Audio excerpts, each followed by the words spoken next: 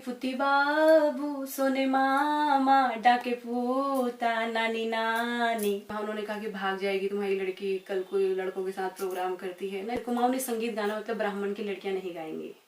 गाल झोंगारा का खेजाली जा तो गण गणनी लगा मेरी जा तो गण गणनी लगा। 8 सितंबर 1984 को अल्मोड़ा के कलेत गांव में जन्मी लता तिवारी एक ऐसे परिवार में पली बढ़ी जिनका संगीत से नाता रहा।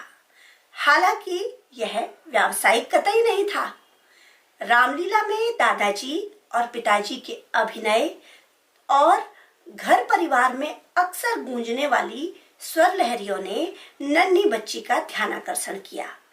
इतना कि बचपन की अटखेलियां खेलते हुए यह नन्ही बच्ची अपने दादाजी के साथ एक स्वतः स्फूर्त खेल खेलने लगी। दादाजी खाना खाने बैठते और कहते कि रोटी लेकर आओ। सर पर रोटी रखकर लता ठुमुक ठुमुक करते हुए दादाजी के पास पहुंचती और कहती, पहले गाना सुनाइए फिर रोटी मिलेगी। दादाजी भी अपनी बच्ची की फरमाइश पर तुरंत गाना गा देते। आज यही बच्ची संगीत में अपना इतना नाम कमा चुकी है कि भारत सरकार के गीत एवं नाटक अकादमी का युवा पुरस्कार 2022 उनकी झोली में है। आइए मिलते हैं लता तिवारी से। लता, तुम्हारा स्वागत है हमारे कार्यक्रम में और आपको बहुत बहुत बधाई कि आपको संगीत नाटक अकादमी का इतना बड़ा पुरस्कार मिलने जा रहा है। कैसे आपने इस यात्रा को अभी तक जिया है, इसमें मेरा पहला सवाल ये है कि जो ये लता आज इस रूप में निखर कर सबके सामने आई है, इसके मन में संगीत का बीजारोपण कैसे हुआ? मैं कहूँगी कि मैं भाग्यशाली थी। मैं एक ऐसे परिवार में जन्म हुआ जहाँ पर लोग गाते थे, संगीत के मामले में गाते थे। तो परिवार में सब गाते थे और ऐसा था कि रोज मतलब भजन वगैरह जो भी रामायण के पाठ, मेरे दादाजी की जो मेरी स्मृतियाँ हैं वो जो जब मैं मतलब जब उनके बारे में मैंने सुना था, जब अल्मोड़ा में जो बड़े बुजुर्ग लोग मुझे मिलते थे वो कहते कि वो जो है परशुराम का पाठ उन्होंने खेला था चितई में। इस समय क्योंकि मेरी अल्मोड़ा में पैदा हुई हूँ तो चितई में रामलीला होती थी तो वो परशुराम का पाठ खेलते थे। तो घर में एक पारिवारिक माहौल था, मतलब गाना बजाने का, जैसे रामायण के पाठ होते थे और भजन वगैरह होते थे घर में। तो ये रोज का रूटीन था कि शाम की संध्या जो है भजन थे। फिर मम्मी भी गाने वाली आई, जो अलग फैमिली से आई वो भी गाने वाली थी। तो स्वाभाविक था मेरे अंदर वो चीज़ें आना। और जब ये मतलब अभी तक तो गाते ही थे, उससे पहले पता नहीं था कि गाना क्या है, सीखना क्या है। अब घर में जब मेरे भाई लोग थे, वो हमारे जो स्थानीय रामलीला का बहुत माहौल है अल्मोड़ा में, तो जो हमारे स्थानीय गांव में भी एक रामलीला हुआ करती थी जहाँ मेरा जन्म हुआ था। अलग था वो, हटके था थोड़ी जगह। तो जन्म कहाँ हुआ था आपका? अल्मोड़ा कलेत गांव में हुआ था। गांव में जन्म हुआ था तो गांव में ही एक रामलीला होती थी, जैसे चौरा कलेत इस जगह का नाम है, तो वहाँ पर रामलीला हुआ करती थी। तो मैं गई थी सीता की सखी बनने। मैं 5 में थी, शायद 9 साल की रही होंगी। तो हम सब दोस्तों ने, गांव की लड़कियों ने कहा कि चलो सीता की सखी बनने जाएंगे रामलीला में, ऐसा होता था। मैं रामलीला में सीता की सखी बनने गई थी और क्योंकि घर में भाई लोग राम लक्ष्मण बनते थे तो पाठों का गुनगुनाना जायज था, होता ही था, तो वो मेरे जहन में बसे हुए थे। तो ऐसे में सीता की सखी जब बनने गई तो सब लोग बैठे थे और मैं गा रही थी। लक्ष्मण एक पाठ नहीं गा पा रहा था, नहीं दोस्त मेरा सुनो प्राणनाथ, और मैं गा रही थी। सब लोग मुझे देख रहे थे। एक मस्त एक बच्चा जो चुपचाप कहीं गा रहा होता है। तो जो वहाँ पर म्यूजिक टीचर आए थे जो सिखा रहे थे, उनका नाम धीरुदा था। तो उन्होंने कहा भाई इस लड़की से गवाओ एक बार। अच्छा। तो मैंने गाया। उन्होंने कहा भाई अगर मेरे मानते हो तो इसी लड़की को लक्ष्मण बनाओ। अरे वाह। तो मैं 9 साल की थी और 120 पाठ थे लक्ष्मण के। सोचो मैंने आप कितनी जल्दी वो तैयार किए होंगे। मैं अभी सोचती हूँ, मतलब उस समय तो मुझे पता नहीं था कि क्या ऐसा रहा होगा। तो मैंने लक्ष्मण का पाठ खेला और ये भी है कि मैं पहली पात्र जो यहाँ पर बनी, महिला पात्र कोई बनता नहीं था उससे पहले। तो मैं पहली बार लक्ष्मण बनी और 5 में पढ़ने वाली लड़की। और उसके बाद जो स्थानीय लोग थे उनको बड़ा अच्छा लगा कि लड़की आई।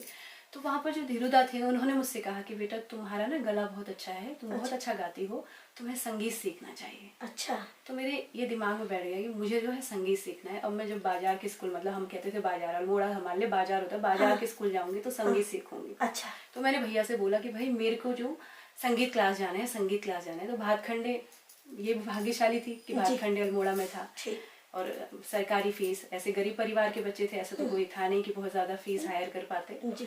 तो जब मैं भातखंडे में, मेरा भैया ने एडमिशन करवा दिया, तो वहाँ से मेरी संगीत की यात्रा शुरू हो गई। भातखंडे मैंने सीखा सत्यनारायण मिश्रा जी से, बनारस के थे मिश्रा जी। अच्छा। तो उन्हें मैं बहुत पसंद आ गई। मतलब वहाँ जाने के बाद भी उन्होंने कहा इसे बनारस भेजते हैं, ये लड़की यहाँ के लायक नहीं है। पर क्योंकि पारिवारिक परिवार में इकलौती लड़की थी तो परिस्थितियां मतलब परिवार के बच्चे उन्हीं भेजना चाहते थे, इसलिए उन्होंने फिर वहीं सीखना। सर मतलब मैंने बाद में सुना कि सर मेरे लिए बहुत चिंतित थे मेरी, लेकिन मेरी संगीत की यात्रा जो थी शुरू हो गई थी। वहां से मैंने शास्त्रीय संगीत सीखना शुरू कर दिया था। जी जी जी। दादाजी का आपने जिक्र किया, दादाजी के साथ की कोई याद है? दादाजी का जो मेरी स्मृति में है कि सब लोग मुझे घर परिवार में बोलते थे कि दादाजी, जब मैं थोड़ा सा चलने लग गई थी घर में, तो दादाजी जो है वो कहते थे कि मैं नातनी के हाथ से ही रोटी खाऊंगा, क्योंकि मैं इकलौती लड़की थी। एक कहानी और बताती हूँ आपको कि जब मैं पैदा हुई अपने परिवार में, तो मेरी मम्मी के लड़के हुए, पहला लड़का हुआ, दूसरा हुआ, तीसरा हुआ, चौथा भी लड़का हुआ। तो घर परिवार में ये था कि एक बेटी होनी चाहिए। क्या गजब। तो हमारे वहाँ एक रिवाज है कि जब लड़का पैदा होता है तो 5 बार शंख बजती है और लड़की बजती है तो 3 बार। वो संदेश होता है पूरे गांव के लिए कि इनके घर में लड़की पैदा। अच्छा। तो लेकिन जब मैं पैदा हुई तो भी 5 बार शंख बजी। क्या बात। तो मतलब बेटी को बेटी चाहते तो सब थे, लेकिन बेटे के ही रूप में स्वीकार करना चाहते थे। नहीं ऐसा नहीं था। मतलब उनको इतनी खुशी थी, उन्होंने कहा ये भी बेटों से कोई कम नहीं है। अच्छा। मतलब वो जो 5 बार शंखनाद का जो रिवाज था वो लड़कों के लिए था। मतलब उन्होंने कहा वो खुशी प्रकट करने का तरीका था। मतलब बेटी भी कोई 3 में वाली नहीं है। तो वहीं से शायद ईश्वर ने कुछ रखा होगा मेरे लिए। तो बस यही था। दादाजी को मैं जब करती थी, दादाजी ऐसा नहीं कि कोई विशेष गाना सुनाते थे, वो एक मेरे लिए उन्होंने चुटपुटा सा गाना बनाया होगा जो बच्ची अगर छोटी जाती है तो ऐसा बोलते थे कि पुती बाबू सोने मामा डाके पूता नानी नानी, इस तरह से मतलब सुनाते। तो फिर मैंने वो रोटी डाल देनी दादा की उसमें, शाबाश कहा। तो फिर मैं अंदर टक टक टक टक गई, फिर दूसरी रोटी सर पे ही लाती थी दादाजी की थाली में। वो प्याज, उनका प्याज जताने का एक तरीका था। अच्छा। मुझे शायद वो सुनने का तरीका था, मेरे लिए वो सुनना आनंददायी था। मतलब और मैं कहती थी कि जब तक आप नहीं सुनाओगे तब तक दूंगी भी नहीं। वो मेरी रोटी का इंतजार, ऐसा भी हो सकता है। मतलब ऐसी बहुत सारी स्मृतियां थी। फिर मुझे याद है 3-4 साल की रही होंगी तो दादाजी की डेथ हो गई थी तब। जी। बस यहीं से शुरुआत हुई, बस आगे चलता रहा गाना। स्कूल में टीचर्स लोगों ने बहुत सपोर्ट किया। उन्होंने भी जब देखा मुझे कि ये लड़की गाती है, तो मेरी ब्लाइंड थी मेरी शिक्षिका प्रतिभा पंत मैम थी, ब्लाइंड थी वो, और राष्ट्रपति अवार्ड मिला उन्हें क्योंकि तो उन्होंने भी मुझे बहुत सपोर्ट किया। फिर 11th क्लास में बिमला पंत मैम थी शायद, उन्होंने मुझे म्यूजिक के लिए सपोर्ट किया। मैं तो साइंस स्ट्रीम की क्लास में बैठ गई थी। अच्छा। क्योंकि माहौल ऐसा होता था लड़कियां साइंस लें, लेकिन मुझे टीचरों ने धकल कर कहा कि तुम्हें संगीत के लिए मतलब विज्ञान को ही बहुत महत्वपूर्ण समझा जाता था। परिवार के रिश्तेदारों ने भी बहुत प्रेशराइज किया कि तो मक्खी भगाने वाले सब्जेक्ट नहीं है तेरे। अच्छा। तो इस तरह की चीजें भी कही गई। तो ये चीजें हुई। पर ऐसे ही मेरा क्या हुआ कि जब मैं 11th क्लास में या 10th क्लास में रही होंगी तो 9th था शायद लगभग, तो एक फेयरवेल पार्टी में मैंने गाया। जब 10th वालों को फेयरवेल देते उसमें गाया। तो मेरी प्रिंसिपल मैम को भी मैं बहुत पसंद आई। तो उन्होंने कहा कि भाई इस लड़की में आगे ऐसे काम कर। तो फिर कैसे कैसे आपने इसको बढ़ाया इस तरह से? ये देखो, शास्त्रीय संगीत तो मेरा एक विषय के रूप में चलता रहा। अच्छा। पर एज अ फोक आर्टिस्ट के रूप में जब आना, मतलब जो शुरू हुआ वो वही हुआ स्कूल में। एक बार पेरेंट्स मीटिंग थी तो एक सर थे श्री चंदन बोरा जी, तो वो आए थे अच्छे से। तो उन्होंने मेरे घर में फिर कहा कि भाई ये लड़की हमें चाहिए। बहुत जवाब पहुंचाए तो उन्होंने कहा कि हमें फोक में गाना चाहिए। अब यहीं से संघर्ष की कहानी अब शुरू होती है, क्योंकि अब शास्त्रीय संगीत तक तो ठीक था क्योंकि घर में माहौल था। और एक एजुकेशन के रूप में मैं संगीत को ले रही थी, लेकिन ब्राह्मण परिवार होने के कारण मेरा अब संगीत इस कुमाऊनी संगीत गाना मतलब ब्राह्मण की लड़कियां नहीं गाएंगी, यहाँ से शुरू हो गया था। कुमाऊनी संगीत में ऐसा क्या था? पता नहीं, उन्हें लगता था कि ये जो गायन है मतलब कुमाऊं के जो अच्छा, मतलब गीत है, लोक गीत जो है ये लोक हमारे इसका हम ब्राह्मण के लड़कियों का इससे कोई मतलब नहीं है। इस तरह के ओछे मतलब विचार। तो जब मुझे याद है आकाशवाणी से कभी गीत बजते थे और हम गाने लग जाते थे डांस करने, तो कहते थे बस नहीं नाचो तुम, मतलब इस तरह की बस बहुत हो गया है, ये चीज नहीं होगी। मतलब जो स्थानीय परिवेश था, हाँ, वो मानता था कि भाई ये एक वर्ग विशेष के लिए, हाँ ये जो है एक वर्ग विशेष इसे करेगा। तो इस तरह के बहुत सारे कमेंट्स मतलब उससे मिला कि ये नाचने गाने वाली बन गई है, ऐसा वैसा, तो बहुत सारी चीजें। पर मेरी माँ की उस समय, पर मेरी माँ ने भी वो संघर्ष मैंने घर में भी झेला। ऐसा नहीं कि घर में भैया लोग सीधे मान गए थे गाना सीखना है ही नहीं था, लेकिन वो कि शायद समझदार थी। जो चंद्रमोला जी के वहाँ उन्होंने कहा कि भाग जाएगी तुम्हारी लड़की, कल कोई लड़कों के साथ प्रोग्राम करती है, न जाने कितने जो चीजें होती हैं। और 11th में पढ़ने वाला बच्चा अभिभावकों को डराया गया, उनको भी डर लगे कि अब, और ये भी कहा गया कि इसकी शादी नहीं होगी, इसकी मतलब मतलब लड़की कोई भी शादी होगी तो इसकी शादी नहीं होगी। तो ये सब चीजें मेरे साथ और ग्रामीण परिवेश में इस तरह के भय थे मतलब थे। हाँ, और अब क्या घर भी दूर था तो थोड़ा देर हो जाती थी, बाप का तो अलग डर था। हाँ। दूर हो जाता था तो सब लोग क्वेश्चन करते थे, इतनी देर में क्यों आ रही है, इतनी देर में क्यों आ रही है। तो जब घर वाले समझ गए कि हमारी बिटिया कर रही है, तो मेरी माँ की एक पॉजिटिव आदत है। मेरी मम्मी ने मुझसे कहा जो है उत्तर जबान से नहीं देना चाहिए, काम से देना चाहिए। तो मैंने कभी किसी को वो नहीं किया कि हाँ ठीक है, हाँ आज हो गई देर, आज हो गई देर। मैंने कभी किसी को मतलब वो नहीं किया कि जब आप कि मैं पढ़ने जा रही हूँ या ये करने जा रही हूँ, ऐसा कुछ नहीं। हाँ, अगर उन्होंने कहा कि हाँ, तो वो भी बाद में मुझे पता है कि जब कोई दूसरे कलाकार लोग हमारे क्षेत्र में आए थे तो उन्होंने कहा हमारे गांव की सबसे अच्छी बिटिया है ये। अच्छा। उन्हीं मतलब महिलाओं ने कहा कि हमारे गांव की जो सबसे अच्छी बिटिया अगर हम कहेंगे तो लता ही है। तो मतलब मेरे साथ ये रहा कि जब बाहर के लोग मुझे जो मिले वो बहुत अच्छे मिले। जो पारिवारिक संघर्ष था वो अलग चीज था, लेकिन बाहर के लोग बहुत अच्छे मिले। जो जिन्होंने मतलब जैसे टीचर मिला तो उसने भी ईमानदारी से मेरी गुण बताए, मतलब आगे प्रेरणा। जैसे चंदन बोरा जी हैं तो उन्होंने भी मुझे पैसे बचत करना सिखाया। मतलब जब मेरी पहली पेमेंट आई तो उन्होंने मुझे पेमेंट नहीं दी, उन्होंने मेरा बैंक का खाता खोला जी। तो ये चीजें छोटी छोटी अब समझ में आता है कि कितनी महत्वपूर्ण है। और वही चीजें मैं अपने मतलब एक शिक्षिका होने के मतलब आर्थिक मजबूती के साथ आप बढ़ती चली गई तो फिर आपका संगीत भी निखरता चला गया। मुझे याद है मेरे परिवार में एक बार कहा था, मेरे बुआ का जो बड़ा बेटा था वो उनकी डेथ हो गई, राजेश जोशी जी। तो वो मतलब उसने कहा कि अगर बहनों को एक प्रोग्राम के 900 रुपए मिलते हैं, मुझे 400 रुपए मिलते हैं।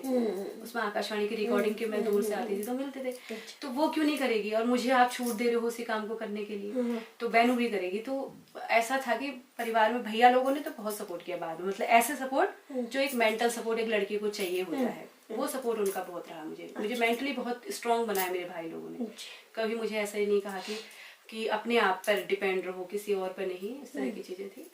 धीरे धीरे करके हो गया, चलता रहा, मतलब ये सब चीजें चलती रही। संगीत शिक्षा में आया, हाँ, आपके व्यवसाय में आया। और फिर एक लड़की के लिए जो सबसे बड़ा हर्डल होता है कि भाई उसका विवाह हो जाएगा, फिर वो सब मिलेगा नहीं मिलेगा, तो विवाह से पूर्व ये इन आशंकाओं को लेकर के आप कभी घबराई या परेशान रही या सोचा कभी इन सब चीजों को लेकर के? गंगा दीदी, मैं एक बात बताती हूँ, मैं आपको बता रही हूँ, मेरे जीवन में मेरे ना परिवार ने मेरे विवाह के बारे में कभी डाला जी। मतलब मेरी माँ ने मुझसे एक ही चीज कही, अपने पैरों में खड़े होना है। अच्छा। मुझे विवाह का कोई टेंशन नहीं था, मतलब मुझे नहीं था कि, पर मुझे ये था, रिश्ते आते थे, रिश्ते तो जैसे आते हैं तो आते भी थे, तो भी मेरे को ये था कि सबसे पहले मुझे अपने पाँव मजबूत करने हैं। अभी तो एजुकेशन होता ही है, लड़कियां लंबी भी थी और वो होता है। मैं जब प्रोग्राम में गई, मिलने हर जगह से रिश्ते ही आते थे। पता जो लोग कहते थे कि शादी नहीं होगी तो लोगों को ये पता था कि ये फला जो लड़की है ये बहुत अच्छी लड़की है, इससे पकड़ लो। लेकिन मैंने अपना माइंड सेट कर रखा था कि मुझे नहीं जाना, मुझे अभी तक ये चीजें नहीं करनी है, ये मेरे दिमाग में था। अच्छा। अभी भी अगर आप अल्मोड़ा में, मुझे याद है जब मेरा भैया एक बार दिवाली में ऐसे हाथ पकड़ के जा रहे थे तो मैं सबसे कहते दादा प्रणाम, दादा प्रणाम। मेरे भैया ने कहा यार अल्मोड़ा में तो शादी होने से रही, तूने तो सारे भाई बना रखे हैं। लेकिन मतलब उन लोगों ने, जिन लोगों ने मेरे साथ काम किया, उन लोगों ने मुझे बहुत सपोर्ट किया, मुझे बहुत अच्छे लोग मिले। एक बार क्या हुआ था, मैंने गुरुजी के साथ एक वो वाला गाना गाया था, जनसंख्या से, तो सब किसी ने मुझसे कहा कि बहुत वल्गर था, ये था वो था। तो मैंने सर से कहा कि सर या हमने ऐसा गाना गाया तो कि कहीं, तो मेरे गुरुजी ने मुझसे एक बात कही, उन्होंने कहा बेटा जो तुम्हारे जीवन में आएगा वो तुम्हारी इसी कला को लेके आएगा, तुझे इस बारे में सोचने की जरूरत नहीं है कि मेरी शादी नहीं होगी या नहीं होगी। जो नहीं आएगा बहुत ही अच्छा है कि वो दूर से तेरे को बदनाम कर रहा है, जो आएगा वो इसे पसंद करके आएगा। तो तू इस चीज की चिंता तो छोड़ दे कि अच्छी बात है ये लोग जो सामने बोलते हैं ज्यादा अच्छा है। तो मैंने कहा मुझे अच्छे लोग मिले, वो नहीं होता कि एक बच्चे को अच्छा डायरेक्शन, मुझे ऐसा लगता है सोच और मन अच्छा हो तो आपको अच्छे लोग मिलते हैं, ऐसा है। तो मुझे हर डायरेक्शन में जब जब मुझे परेशानी हुई कोई व्यक्ति ऐसा जरूर मिला जिसने मुझे सपोर्ट किया। मतलब कोई ऐसे मेंटल, वो मेरी किस्मत कहिए इसे, मतलब मैं इसे अपनी किस्मत मानती हूँ।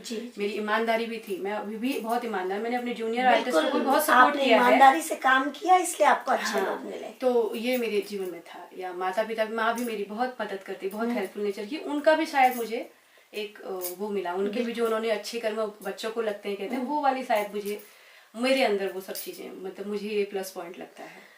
अच्छा, फिर बहुत अच्छी बात हुई कि विवाह आपका संजय जी से हुआ है, और संजय जी को भी बधाई है इसी कार्यक्रम के माध्यम से कि आपके साथ साथ उनको भी यही सम्मान मिलने जा रहा है। और ये मतलब बहुत अनोखी सी बात है कि दोनों पति पत्नी को एक साथ ये सम्मान प्राप्त हो रहा है। पहली तो बार ये प्राप्त हो रहा है। हाँ, और पहली बार ये मिल रहा है इस तरह से पहली बार मिल रहा है।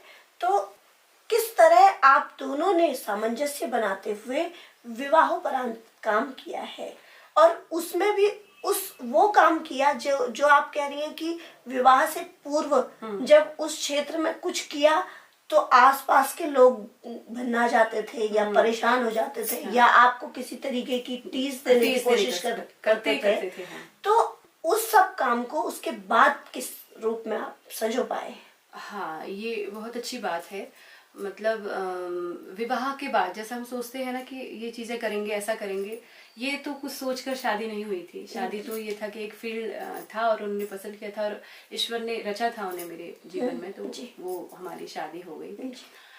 लेकिन धीरे धीरे ये पता चला, उनके साथ मुझे ये पता चला कि एकेडमिक ग्रुप, क्योंकि चीजें मैंने सीखी तो बहुत कुछ थी। कुमाऊं का संगीत अगर मैंने कहूँ तो मैंने बहुत सीखा, मुझे ये पता नहीं था। मतलब मैं आपको बता रही हूँ, उससे पहले की एक बात बताती हूँ कि हम गाना गाते थे, हमें ये नहीं पता था कि हमारे चीजें क्या है हमारी लोक में, ये चीजें क्या होती हैं, झोड़ा छड़िया चौफला, ये चीजें हैं क्या, ये मुझे कुछ नहीं पता था। हम सिर्फ गाना गाते थे।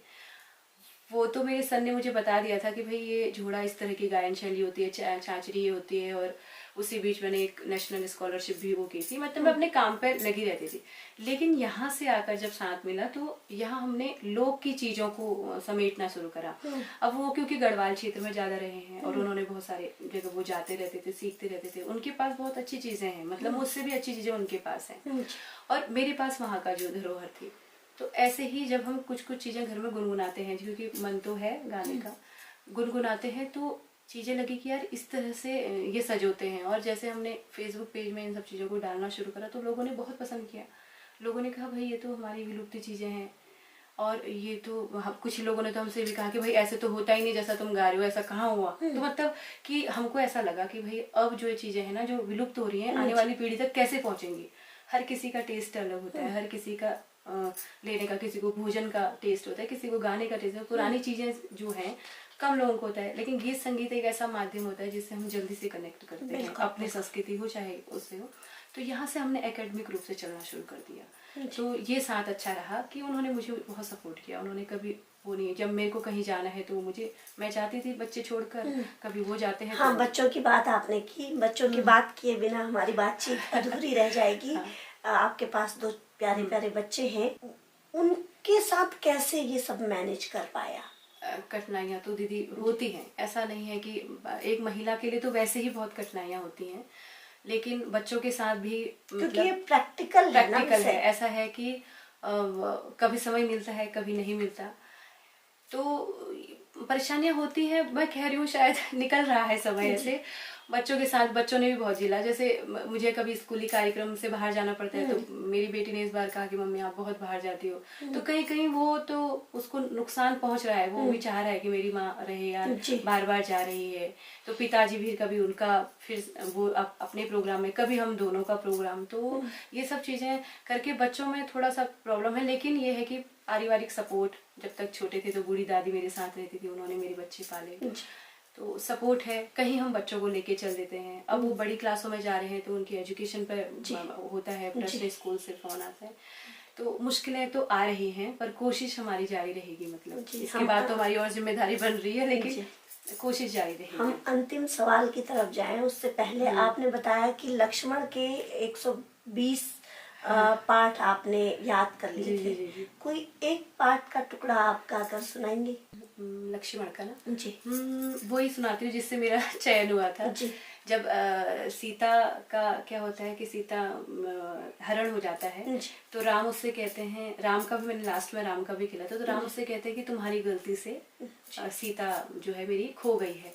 तो वो तब कहता है कि नहीं दोस्त मेरा सुनो प्राणनाथ, नहीं दोस्त मेरा सुनो प्राणनाथ, मुझे क्रोध होकर कहा सीता मात, तेरे भाई पर कुछ पड़ी है विपत्ति, तेरे भाई पर कुछ पड़ी है विपत्ति, लखन बेग जाओ तुम दो उनका साथ, लखन बेग जाओ तुम दो उनका साथ,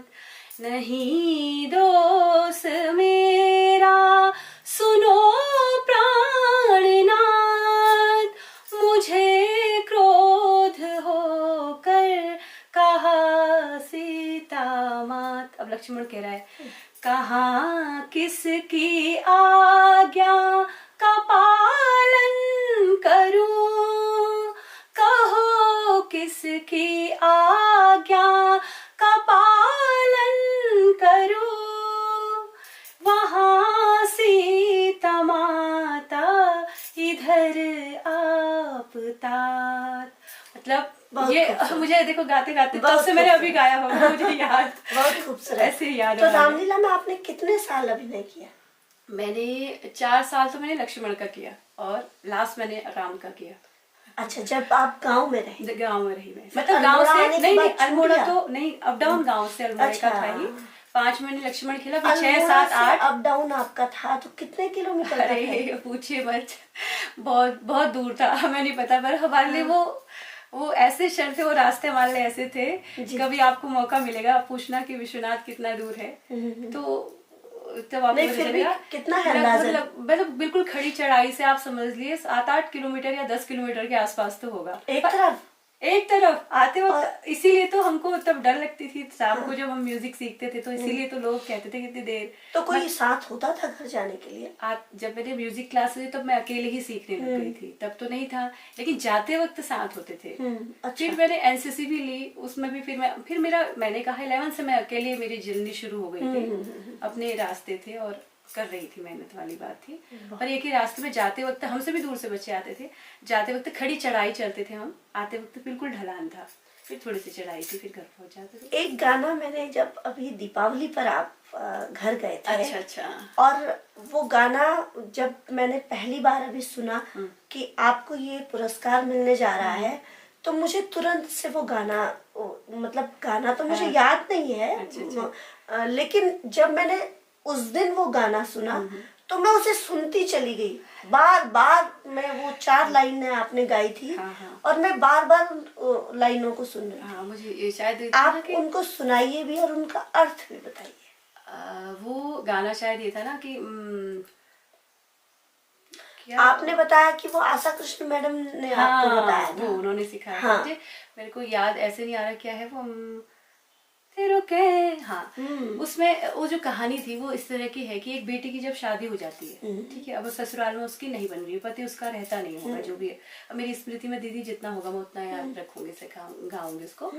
तो अब क्या होता है, अब देखो इस मानसिक, मतलब वो एक जो मन की पीड़ा है, वो क्या है कि अब ससुराल छोड़कर आ तो गई है अपने मायके, ऐसे कुछ बस सिर्फ वही कि वहाँ के वो जो उसे बंधन है, जो या उस पर जो भी टीस का साथ जो हो रही है, उसको लेके आ तो गई है अपने मायके, माँ समझ रही है उसके दर्द को कि लेकिन उसका मन छोड़ आई है तो हाँ, ससुराल। मन छोड़ आई है वो अपना ससुराल, जी।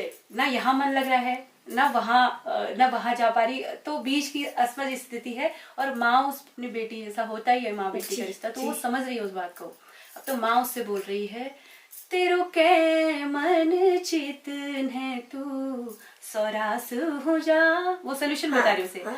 तेरो कै मन चित है तू सौरास हो जा, तू गण गणनी लगा मेरी जा, तू गण गणनी लगा मेरी जा।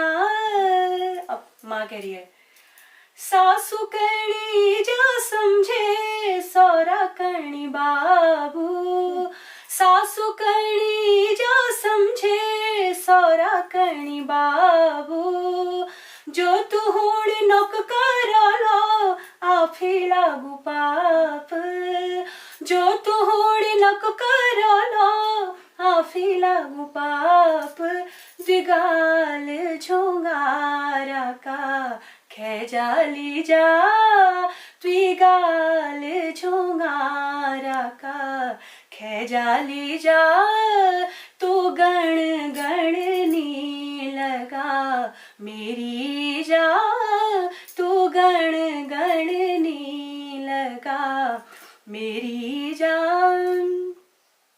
रति ब्याव उठी बेरा जंगव हूँ जानू, रति ब्याव उठी बेरा जंगव हूँ जानू, घाक गढ़व और लाकड़ा लियानू, घाक गढ़व और लाकड़ा लियानू, मेरी सासु खुश है मेरी जा, मेरी सासु खुश है मेरी जा, तू गण गणनी लगा मेरी जा, तेरो कै मन चित है तू सौरास हूँ जा। बहुत खूबसूरत ये जो गीत है वो बताता है कि संजय और लता ने किस तरह से इस लोक की यात्रा को पार करते हुए इस पुरस्कार को पाया है। आज जो वो ये दोनों सहयात्री बन करके इस यात्रा के किस तरह से लोक के साथ आगे बढ़ते चले गए हैं, क्योंकि जो ये गीत है ये सामान्य गीत नहीं है। इसमें माँ और बेटी का जो परस्पर प्रेम होता है, जो जिसको हम ममता का नाम देते हैं, वो पूरी ममता भी छलक रही है।